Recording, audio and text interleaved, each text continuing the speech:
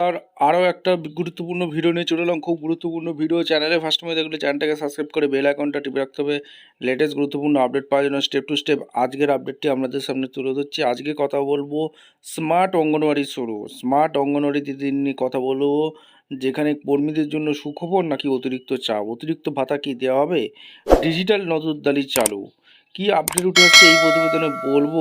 চ্যানেলে first time দেখলে চ্যানেলটাকে সাবস্ক্রাইব করে বেল আইকনটা টিপে রাখতে হবে লেটেস্ট গুরুত্বপূর্ণ আপডেট পাওয়ার জন্য। স্টেপ টু স্টেপ আজকের আপডেটটি আপনাদের সামনে তুলে ধরছি।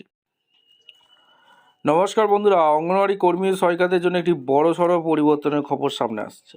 আপনারা হয়তো অনেকেই শুনেছেন স্মার্ট অঙ্গনওয়াড়ি প্রকল্পের কথা, কিন্তু প্রশ্ন হলো এই নতুন ব্যবস্থা কি কর্মীদের কাজের চাপ বাড়বে নাকি বেতন বা ভাতার ক্ষেত্রে কোনো সুখবর নিয়ে আসবে। আজকের ভিডিওতে আমরা এই ডিজিটাল নজরদারি বা অতিরিক্ত ভাতার বিষয়টি নিয়ে বিস্তারিত আলোচনা করব। স্মার্ট অঙ্গনওয়াড়ি ডিজিটাল নজরদারি রাজ্য জুড়ে এখন অঙ্গনওয়াড়ি কেন্দ্রগুলিকে স্মার্ট গড়ে তোলার কাজ শুরু হয়েছে।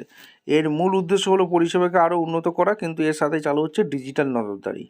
এখন থেকে কর্মীদের হাজিরা, শিশুদের পুষ্টি তথ্য এবং দৈনন্দিন কাজের রেকর্ড অ্যাপের মাধ্যমে আপলোড করতে হবে। অনেকেই একে কাজের বাড়তি চাপ হিসেবে দেখছেন, কারণ স্মার্টফোন ব্যবহার এবং নেটওয়ার্ক সমস্যার কারণে অনেক সময় এবং ডিজিটাল কাজগুলো করা কঠিন হয়ে পড়ে।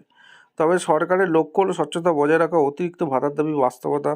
সবচেয়ে বড় প্রশ্ন হলো কাজের দায়িত্ব যখন বাড়ছে তখন কি অতিরিক্ত ভাতা দেওয়া যাবে।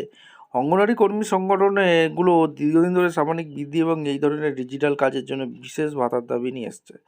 বর্তমানে কিছু স্মার্টফোন পরিচালনা বা ডাটা খরচের জন্য সামান্য ভাতার কথা শোনা গেলেও স্থায়ী বেতন বৃদ্ধি বা বড় কোনো আর্থিক ঘোষণার বিষয়ে সরকার এখনও নির্দিষ্ট করে কিছু জানায়নি। তবে ডিজিটাল পদ্ধতিতে কাজ সফলভাবে করলে ভবিষ্যতে ইনসেন্টিভ পাওয়ার সম্ভাবনা নিয়ে চর্চা চলছে।